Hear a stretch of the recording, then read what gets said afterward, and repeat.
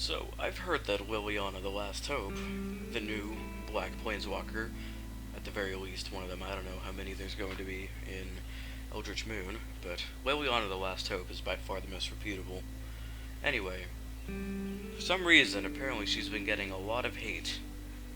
Probably because people assume she's going to be an underpowered card, given the 3 loyalty counters and the casting cost of 3, because if it has a casting cost of 3, then most assume it'll automatically be bad, but let's get a little more analytical about Liliana, shall we? So, the first thing you're most likely going to see, just right off the bat, is going to be its +1 ability. The fact that up to one target creature gets -2/-1 until your next turn. First and foremost, -2/-1 honestly makes pretty good removal, especially if it's with some undealt with first turn creatures like, say, 3-bit Inspector. Boom, it's gone. And the until next turn is honestly quite a powerful clause, because it's not just until the end of turn. There is another turn in which you can do who knows what, and it'll be weak until then.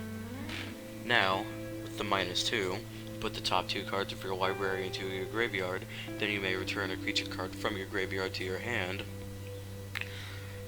Honestly, even without the sending something to the graveyard, it just gives you immediate graveyard access, which is fantastic. So, if you have a lot of graveyard action, even if you don't need to put something in there, it just opens it up for you. So instead of waiting to find a spell in your library, it's just there already. And for -2, that's honestly really good. And last but not least, it's -7. You get an emblem with, at the beginning of your end step, put X 2/2 black zombie creature tokens onto the battlefield, where X is 2 plus the number of zombies you control. Now, this is quite fantastic. It's just end step, boom, zombies. Not to mention, it multiplies. Well, not multiplies, but it adds on from the number of zombies you have concurrently. So, have 5 zombies, boom. Now you have 12, because it's 5 plus 2, as X being the original amount. Next turn after that, it would be 26, because it'd be 12x times 2. Got some algebra going here. Well, no. It'd be 12, 2 plus 2. Yeah. So yeah, it's literally x2 plus 2 for number for 7, which is quite powerful any way you look at it.